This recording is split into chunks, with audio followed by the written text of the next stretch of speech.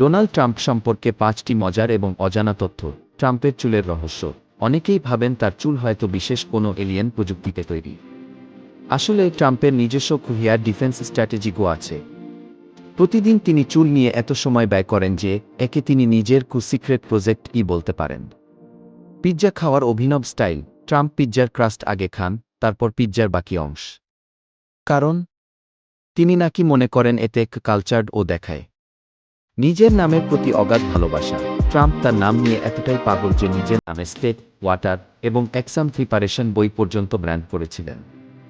গাড়ির প্রতি ভালোবাসা। ট্রাম্পের কাছে একবার একটা সোনা দিয়ে বানানো লিমুজিন ছিল। হ্যাঁ, পুরো সোনা দিয়ে।